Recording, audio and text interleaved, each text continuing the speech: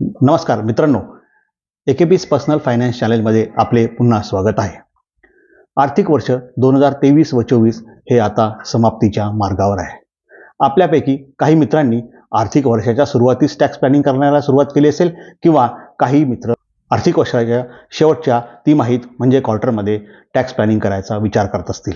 तर मित्रांनो, income tax planning करताना आपल्याला इन्कम टॅक्स कायद्यातील सेक्शन 80C बघणे महत्त्वाचे आहे.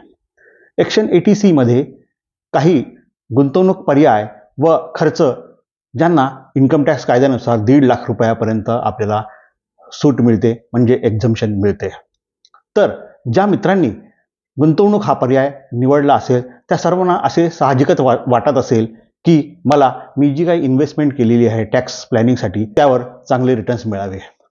तर मित्रांनो, आजच्या व्हिडिओमध्ये आपण अशा सेक्शन 80C मध्ये समाविष्ट असलेल्या गुंतवणूक योजनांचा त्यांच्या फायद्या व तोट्यासह विचार करणार आहोत आणि सर्वात शेवटी मी सेक्शन 80C मध्ये समाविष्ट असलेल्या अशा एका गुंतवणूक साधनाची माहिती करून देणार आहोत. तो या सर्वांपेक्षा उत्कृष्ट व उत्तम आहे. तर मित्रांनो, ते जाणून घेण्यासाठी आपण माझा व्हिडिओ शेवटपर्यंत बघा. तर मित्रांनो, सेक्शन 80C मध्ये समाविष्ट असलेल्या गुंतवणूक साधनांचा आपण एक एक करून ओळख करून घेऊया. पहिले साधन आहे PPF म्हणजे public provident fund. Public provident फंडमध्ये सध्या 7.1 इतका इंटरेस्ट मिळतो व लॉक इन पिरियड 15 वर्षाचा आहे. दुसरे साधन आहे नॅशनल सेव्हिंग सर्टिफिकेट, त्याला NSC असे म्हणतो. यामध्ये सध्या आपल्याला 7.7% एवढा इंटरेस्ट मिळतो व त्याचा लॉक इन पिरियड 5 वर्षाचा आहे. तिसरे साधन आहे इन्शुरन्स पॉलिसीज. एक्सपर्टच्या मतानुसार इन्शुरन्स पॉलिसी हे गुंतवणूक साधन म्हणून उपयोग करू नये, तर आपली स्वतःची रिस्क कव्हर करण्यासाठी इन्शुरन्स पॉलिसीचा वापर करावा. चौथे साधन आहे 5 वर्षीय बँक्स फिक्स डिपॉझिट्स. ह्या नावातच आपल्याला लॉक इन पिरियड 5 वर्ष आहे असे कळते. तर हे जे याच्यावर जो इंटरेस्ट मिळतो तो हा प्रत्येक बँक टू बँक वेगवेगळा असतो आणि तो सध्या 7 ते 7.5% या दरम्यान आहे. पुढचे साधन आहे EPF VPF म्हणजे एम्प्लॉईज प्रॉव्हिडंट फंड. ही योजना आपल्याला निवृत्तीनंतर जो भविष्य निर्वाह निधी आपण असं म्हणतो ती ही योजना आहे. ते आपण रिटायरमेंटच्या लाईफसाठी आपल्याला भविष्य निर्वाह निधीचा उपयोग होतो आणि इथे आपले पैसे 60 वर्षापर्यंत लॉक असतात आणि सध्या EPF मध्ये आपल्याला 8.25% एवढे रिटर्न मिळते. पुढचा पर्याय आहे NPS म्हणजे नॅशनल पेन्शन स्कीम. ही स्कीम ज्या लोकांना पेन्शन मिळत नाही त्या लोकांसाठी ही स्कीम गव्हर्नमेंटने राबविली आहे. यामध्ये आपल्याला 60 वर्षापर्यंत अमाऊंट गुंतवायची आहे. रिटायरमेंटच्या वेळेपर्यंत आपल्याला ही गुंतवणूक करायची आहे आणि याचा जर परताव्याचा जर विचार केला तर ज्या फायनान्शियल इन्स्टिट्यूटमध्ये आपण ही NPS काढतो ते कुठे गुंतवतात यावर याचे रिटर्न्स अवलंबून आहे.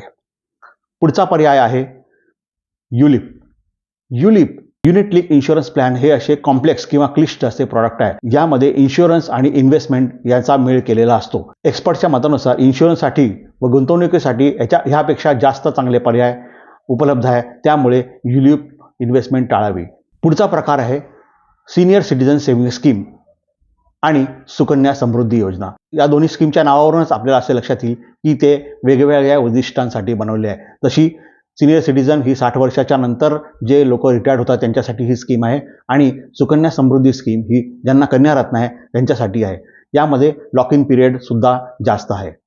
तर मित्रांनो, वरील गुंतवणूक पर्याय बघितल्यानंतर आपल्याला असे लक्षात येते की त्यातील बरेचसे प्रकार हे डेप्ट कॅटेगरीमध्ये आहेत आणि काही विशिष्ट उद्दिष्टांसाठी बनवलेले आहेत, जसे की NPS, insurance policies, EPF, Sukanya Samriddhi Yojana व सिनियर सिटीजन सेव्हिंग स्कीम.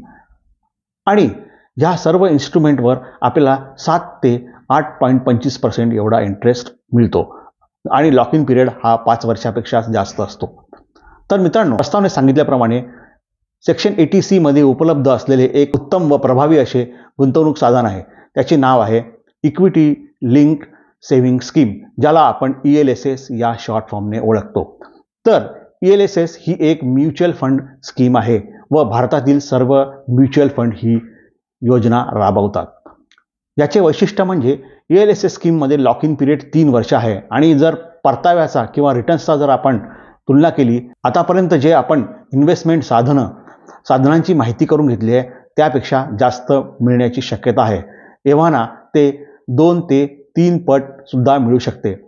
ह्याचा दाखल्यासाठी मी स्क्रीनवर ELSS स्कीममधील टॉप 5 म्हणजे ज्यांनी गेल्या 3 वर्षात सगळ्यात जास्त परतावा दिला आहे त्या ELSS स्कीमची लिस्ट दिलेली आहे. तिथे स्कीमचे नाव आहे व त्यांनी गेल्या 3 वर्षात किती रिटर्न्स दिले आहे ह्याची माहिती आहे. पहिला फंड आहे कॉन्ड ELSS टॅक्स सेव्हर फंड. या फंडाने 3 वर्षामध्ये 35.18% एवढे रिटर्न दिलेले आहे. दुसरी आहे SBI long term equity fund. या फंडने 27.24% एवढे रिटर्न दिलेले आहे. तिसरी आहे HDFC ELSS tax saver fund. यांनी आपल्याला 26.11 एवढे रिटर्न्स दिलेले आहे. चौथी आहे bank of India tax savers. यांनी आपल्याला 25.23% एवढे रिटर्न दिले. आणि पाचवी आहे Parag Parikh ELSS tax saver fund ज्याने 24.21% एवढे रिटर्न दिलेले आहेत. इथे एक महत्त्वाची गोष्ट आपल्याला जाणून घ्यायची आहे की जे वरील रिटर्न 3 वर्षात मिळालेले आहे ELSS स्कीममध्ये ते भविष्यात मिळतील त्याचप्रमाणे भविष्यात मिळतील ह्याची गॅरंटी नाही. पण ह्यामधले रिटर्न्स बघून आपल्या अशा लक्षात येते की ह्या स्कीममध्ये रिटर्न देण्याची फार मोठी क्षमता आहे. जर मार्केट कंडिशन्स व्यवस्थित राहिल्या किंवा गेल्या 3 वर्षात जसे मार्केट बिहेवियर केले तसे जर राहिले तर असे रिटर्न्स आपल्याला पुढे मिळू शकतात. त्याचप्रमाणे मला असे पण म्हणायचे नाही की ELSS पेक्षा बाकी जे सेक्शन 80C मधले असलेले समाविष्ट असलेले गुंतवणूक पर्याय हे चांगले नाहीत. कारण प्रत्येक गुंतवणूक साधनाचा आपली एक वेगळे अस्तित्व आणि महत्त्व आहे.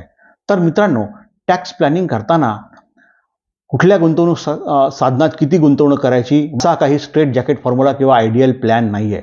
प्रत्येकाने आपली गरज, आर्थिक व जोखीम घेण्याची क्षमता ओळखून टॅक्स प्लॅनिंग करणे आवश्यक आहे आणि त्यासाठी मान्यताप्राप्त आर्थिक सल्लागाराचा सल्ला घेणे महत्त्वाचे आहे. हा व्हिडिओ आपले शिक्षण व्हावे या हेतूनेच बनविलेला आहे. तर मित्रांनो, हा व्हिडिओ जर आपल्याला आवडला असेल तर आपण लाईक करा व आपल्या सहकाऱ्यांमध्ये व मित्रांमध्ये जास्तीत जास्त शेअर करा आणि यासारखे उपयुक्त व इन्साइटफुल कंटेंट मिळण्यासाठी माझे चॅनेल सबस्क्राईब करा. पुढील आठवड्यात भेटस्तोवर स्वस्त रहा, मस्त रहा आणि स्वतःची चांगली काळजी घ्या. धन्यवाद.